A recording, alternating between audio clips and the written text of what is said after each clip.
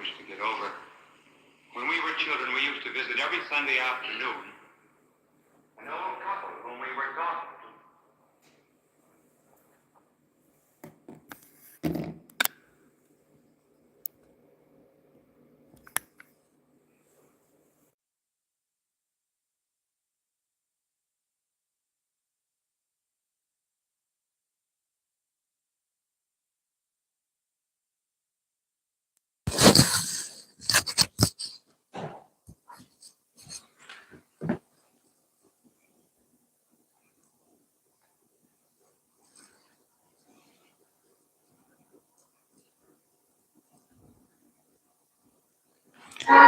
The True Meaning of Christmas by Archbishop Fulton Sheen.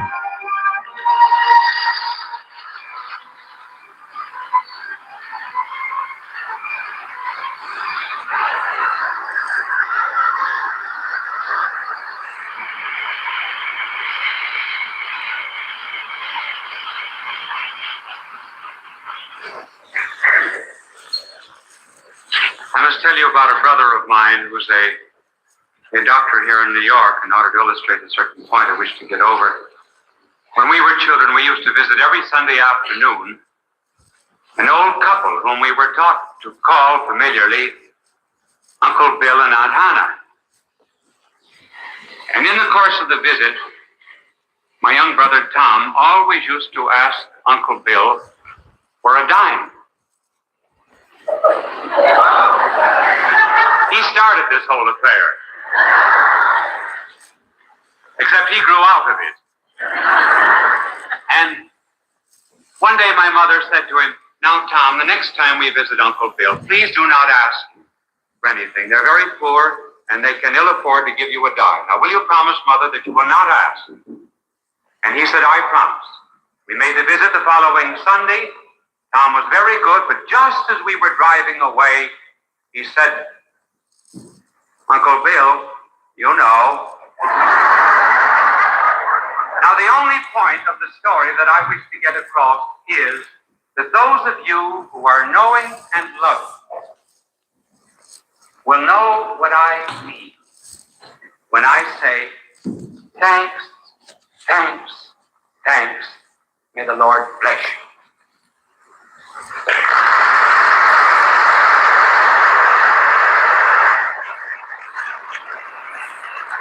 The burden of this telecast is to be the meaning of Christmas, but in order to do it, we must give you some philosophies of life. Chesterton once said that a philosophy of life was extremely important. He said that when you go to visit the dentist, before the dentist begins to drill your tooth, he has a right to ask you, what is your philosophy of life? Because if your philosophy of life is wrong, he can't be sure that you will pay your bill. An old wise Socrates once said, "Marry. If your wife is good, you'll be happy. If she's an old shrew, you will become a philosopher." Socrates became a philosopher.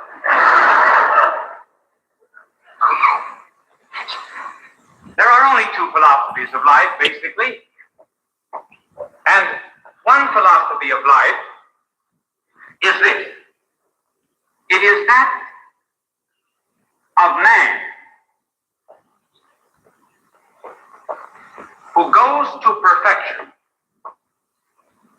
or happiness or God by and through his own efforts. This is the philosophy, for example, of Buddhism, Confucianism, Taoism. Before I became a dad, I realized I can't just keep ignoring my pension because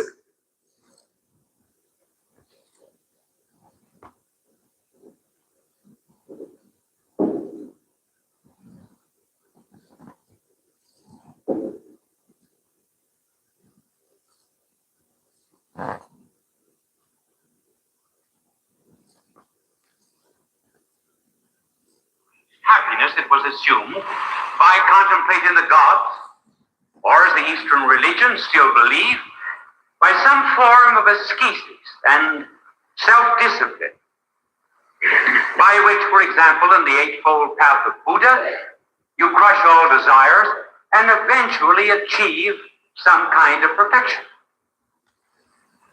This happens to be the philosophy of many today who have a queer kind of psychology, which often goes by the name, wrongly enough, of Christianity. They hope that by rearranging their mental states, or by passing on torches to fellow man, or by doing something fairly good in the natural order, that they will attain some kind of perfection. Now, that philosophy of life is actually not very solid. And the reason it is not is because we have to recognize that we cannot lift ourselves by our own bootstraps. Cannot lift ourselves by the lobes of our ears. And we all know that barbarism is not something that is behind us. It is something that is beneath us. We know that there is a beast that dwells within us, and at any moment, that beast might break loose. Furthermore, there's a limit to what we can know. And even when we do know, we have enough moral codes. We are powerless to do. There is nothing that gives man such a jolt as being thrown back on his own resources. So there's another philosophy of life. And it is just the opposite. Instead of man going up this way to God, operates this way. God comes down to man. And this is the true valid experience of the soul. For the soul responds to something rather than takes the initiative. There's a world of difference between the two. Here all the initiative is on the part of man. Here man responds to something. We too often think, for example, that, well, if we have a little spark of love, that God will show himself as the flame. Or if we dress up real nice and wear the costume of virtue, that God will be very pleased and he'll begin to love us. That isn't the way it operates at all. God loved us first. Man who's born blind and by an operation sees might at one time think that, oh, the sun just begins and the mountains and valleys and the rivers and streams are just appearing. They were always there. He just discovered them. Every child, when he reaches the age of 6 or 7, begins to realize that the mother loves him. No, the mother always loved him. The mother loved him before he was born.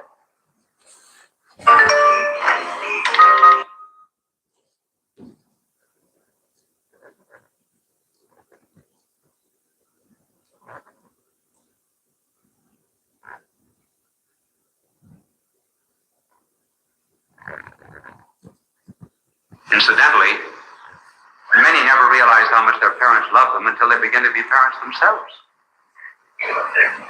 But the love is first. So religion is fundamentally a response rather than an initiative on the part of man. And that's the way nature works. Now let me show you the universe. Here's the hierarchy of creation. This is a peculiar way to draw the world and the universe.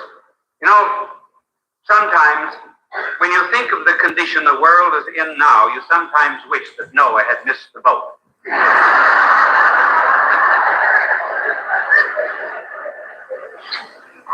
And for the benefit of those who think the world owes them a living, it's well to remember that the world was here before they were. Well, this is the hierarchy of creation. At the bottom are chemicals, then plants, then animals, then man. Running through the universe is this law. Nothing ever mounts to a higher level except the higher thing comes down to it. For example, if the chemicals, the phosphates, the moisture, the air, the sunshine are to be living things, the plant must come down to them. Plant must descend to them. If the plant could speak, the plant would say, unless you die to your lower existence, you cannot live in my kingdom. But if you die to this lower existence that you have, you will begin to be a living, palpitating thing. And continuing it, if, for example, the plants, mustn't forget how to spell, otherwise I get 1,000 letters. C-H-E-M-I-C-A-L-S, chemical.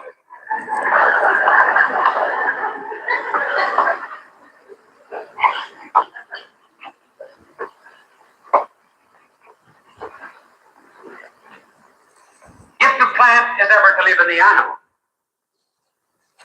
must come down to the plant. And if the animal could speak, it would say to the plant, unless you die to this lower existence that you have, unless you were torn up from near the roots in the earth, unless you were drowned beneath the jaws of death, you cannot live in my kingdom. But if you will surrender your lower existence and be responsive to me, then you will be not just a living thing, then you will be sentient.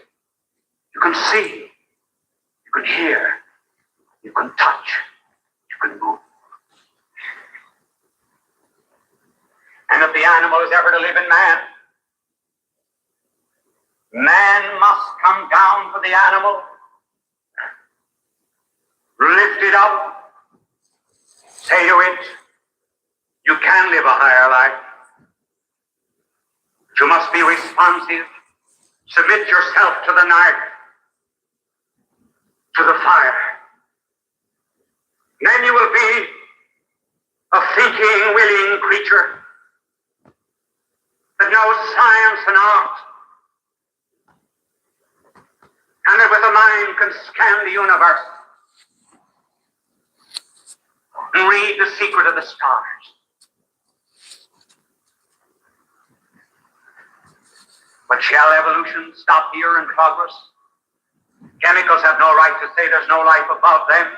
Plants have no right to say there's no life above them. So there is a higher life above man. And that higher life is God. And if man is ever to be lifted up, God in some way must come down to man. But it is not that simple. These are nature, not persons. The oxygen is not free. The cabbage has no liberty. The animal has no personality, no rights. But man has. These things can be appropriated one by the other by sheer force. But not even the God who made man free would destroy his freedom. Just put this sheet on your bed.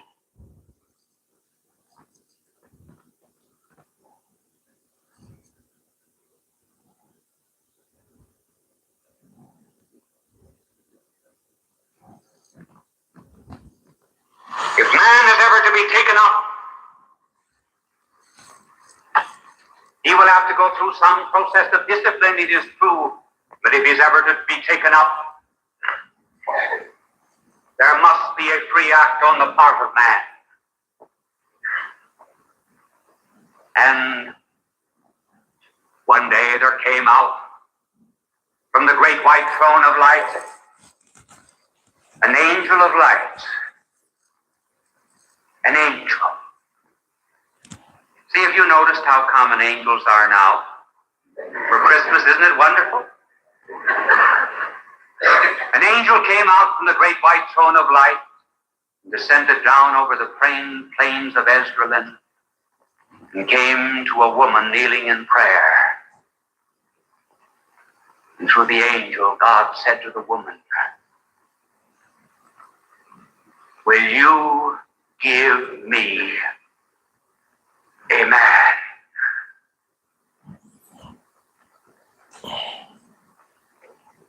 Will you give me a human nature?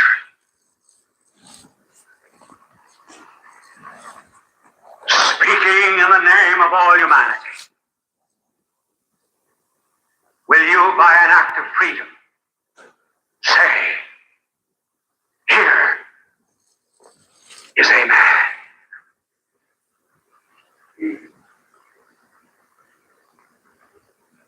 And she said, "Fiat, be it done." Woman's mission is submission. Surrender. And that man could not be without love, without fire, without passion. But there are other fires than those of the flesh and other passions than those of Eros. And the fire and the passion and the love that descended upon her was the spirit and the flame and the love of God. 9 months passed. And one night, there rang out over the stillness of an evening breeze, out over the white-chalked hills of Bethlehem, a cry, a gentle cry. The sea did not hear the voice, for the sea was filled with its own cry. The great ones of the earth did not hear the cry, for they could not understand how a child could be greater than a man. There were only 2 classes of people who heard the cry that night: shepherds and wise men. Shepherds, those who know they know nothing. Wise men, those who know they do not know everything. The very simple, the very learned, never the man with one book,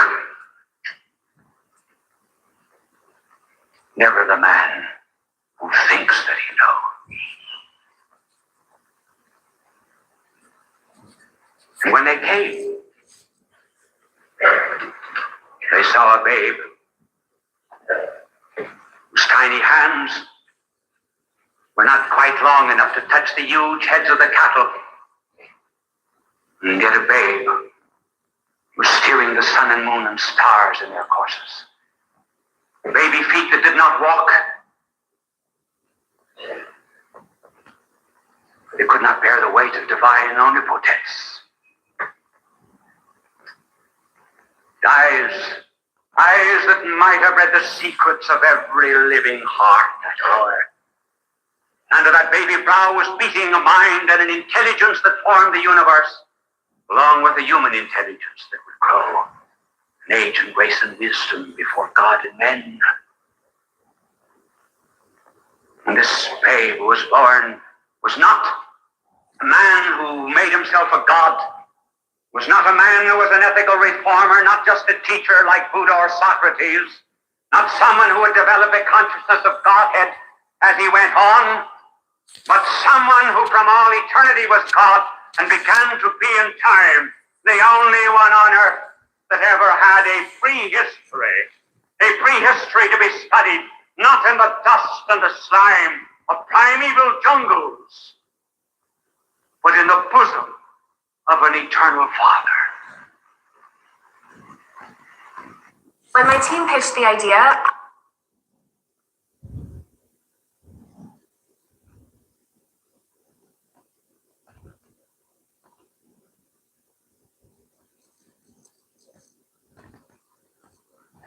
dares our proud minds to think of it? And think of that great and wise and very learned poet Francis Thompson, whose poetry staggers us with its learning. And one Christmas Eve he went into a crib near where he lived, church nearby where he lived in England. And he stood there as this great wise man and thought himself as a child and thought of God coming down to this earth as a babe. And then his mind became simple, divinely simple. And he said in his poem, "Little Jesus, wast thou shy once? And just as small as I? And how did it feel like to be out of heaven, just like me? I should think that I would cry for my house all made of sky, and that waking 'twould distress me, not an angel there to dress me. Hadst thou ever any toys? Like us little girls and boys? And didst thou play with all the angels that were not too tall, with stars for marbles? Did the things play, "Can you see me through their wings"? Did thy mother let thee spoil thy robes by playing on our soil? How nice to have them all with you, 'cause in heaven 'twas quite clean blue. Did thy mother at the night kiss thee and fold thy clothes in tight? And didst thou feel quite good in bed, kissed and sweet, and thy prayers said? Oh, thou canst not have forgotten all that it feels like to be small. Then take me by the hand and walk, and listen to my baby talk.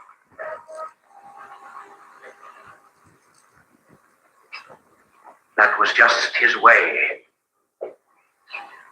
of understanding omnipotence in bonds, the maker of the stars under the stars, the creator of the earth, not having place whereon to lay his head. And what does it mean? Why did he come? He did not come to make us nice people. He came to make us new men.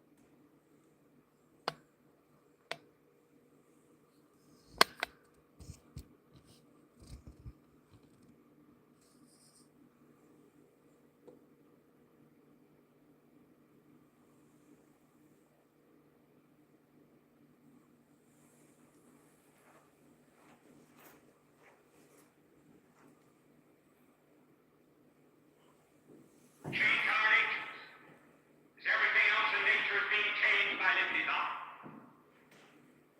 Just suppose, for example, this block of marble suddenly began to bloom.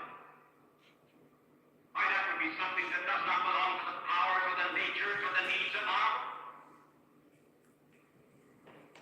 Suppose these flowers suddenly began to move about from one place on the stage to another, as an animal might, seeking out first camera 1, then camera 2, and then camera 3. That would be something that certainly does not belong to the nature of flowers. And suppose a dog should suddenly walk across the stage and begin to recite Shakespeare. Well, that would be something certainly that does not belong to the nature of a dog. And suppose any of us, who are just creatures, just men, suddenly began to be children of God. Some of the divine nature began to pulsate within us, so that we were lifted up by offering our human nature, as Mary offered the first human nature, so that we could in a lesser way be united with divine person, so that his truth, with all that great wisdom, would begin to flood our minds, and then his will and his love would begin to possess us, and would impregnate and suffuse itself over every single love that we had. Oh, if that ever came to pass, and it does come to pass, that would be the meaning of Christmas. That's why the Son of God came to this earth, to make us other sons of God, to make us more than just human beings. It's not easy. It's very hard. You say, oh, I'm a beast. I'm foul. I dare not be lifted up. Remember that he was laid in a manger, and his companions were beasts. That is our hope, our joy, our peace, our Merry Christmas.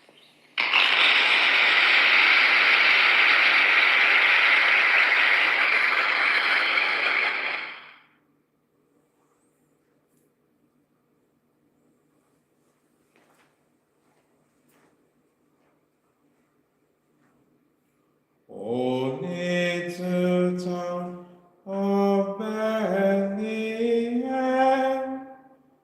how still is the light above the deep and dreamless sleep.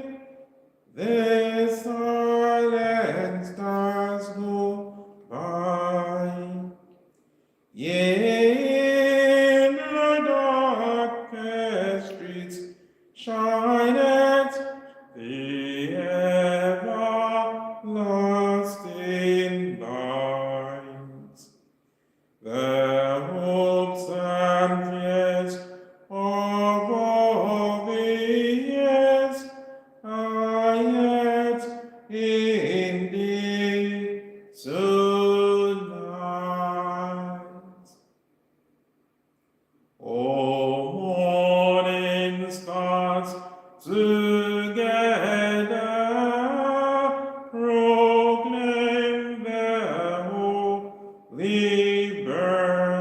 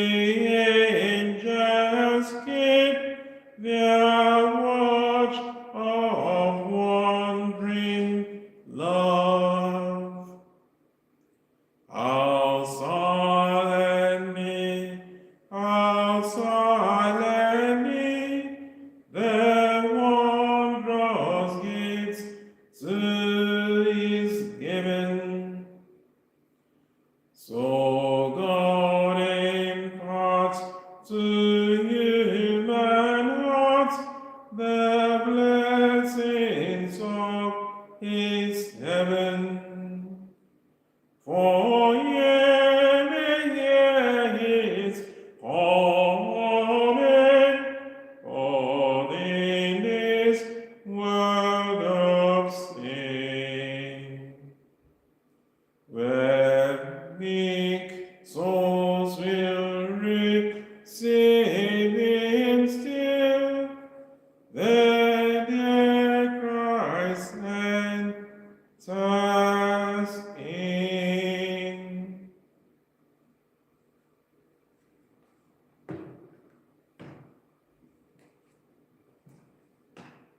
We'll continue our prayers after the change of the camera, so bear with us.